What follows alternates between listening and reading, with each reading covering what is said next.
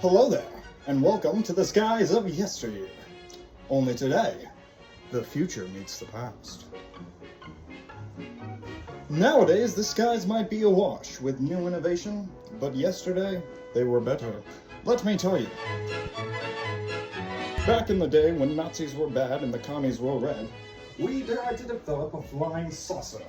At the time, a flying saucer meant a VTOL aircraft that could take off vertically from runways, come in fast, and dominate the sky. The sky has been obliterated. Whoever had this technology in their hand would have certainly dominated the skies, which is why the West knew they needed to have it. But when the Red Army caught wind of this plan, those wretched communists burned the plan. This action, however, would not deter the Allies, who immediately put Avro-Canada to work on the project. The project was to be named Project Y. Why, you might ask? I have no clue. Jack Frost, the head of Avro-Canada at the time, put 8 engineers in charge of the design.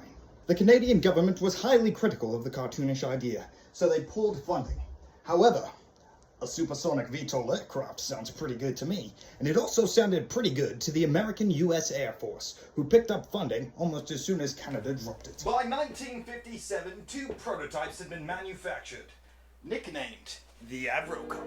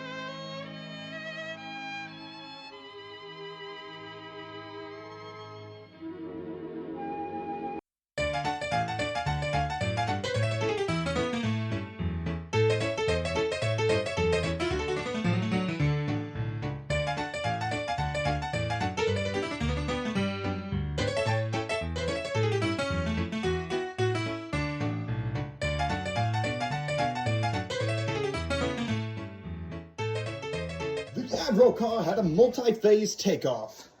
First, it would hover. Then it would soar. It would hover by exploiting something known as the ground effect, where it would suck in air through its top turbo rotor, and using 3 big-ass engines, it would force the air out the bottom, creating an area of high pressure. Now, due to physics and lower pressure up top, this would create lift. In theory, it would work, and it turned out to work in reality too. However, reality is a cold, hard mother. It could only hover at about 3 feet. Now, you may be thinking, hovering is hovering, that's impressive. But 3 feet is no taller than a midget. That is LeBron James. He's very tall.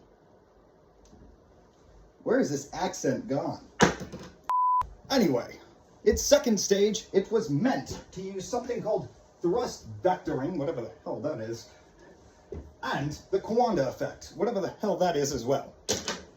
Anyway, it was used these various principles to create lift during flight, and it would fly very fast. Well, in theory. Once again, theory seems to suck. The Avro-Car could not get to its second stage. Funding was cut, and the project was terminated.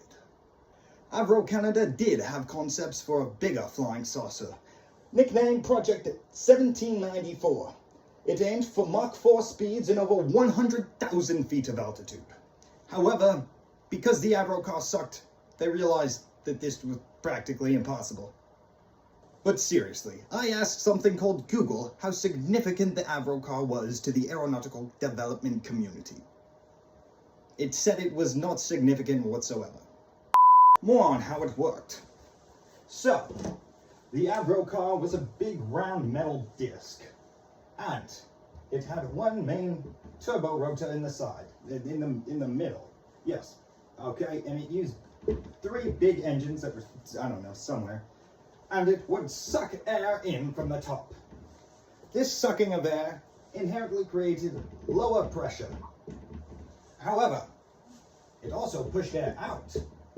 This created higher pressure between it and the ground. The high pressure pushed the low pressure and it hovered. It actually hovered. I think that's cool.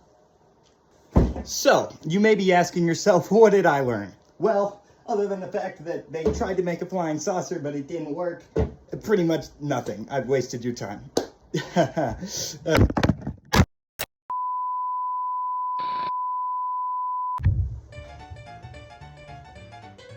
However,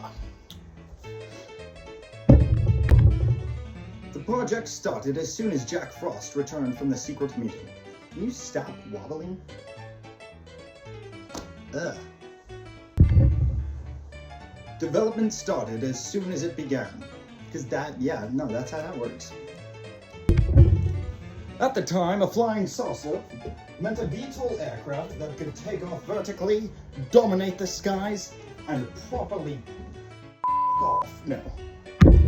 This, however, would not stop the Allies, who immediately put Avro-Canada, there's nothing there. It all started when a Nazi scientist claimed that he knew how to develop a flying saucer. At the time, a flying saucer meant flying, yes, of course it flies, you dumb. At the time, a flying saucer, it is a flying saucer. However, this did not throw the Wests off the tail. The tail of a plane that had no tail, actually. It doesn't make any sense. The Avro-Car had a multi-step... The Avro-Car had 2 main... You may be thinking, where did all this go? All this funding, all this research? Well, other than a cool Jeep and a hovering platform... Okay, the Jeep wasn't cool. Anyway, it did jack. It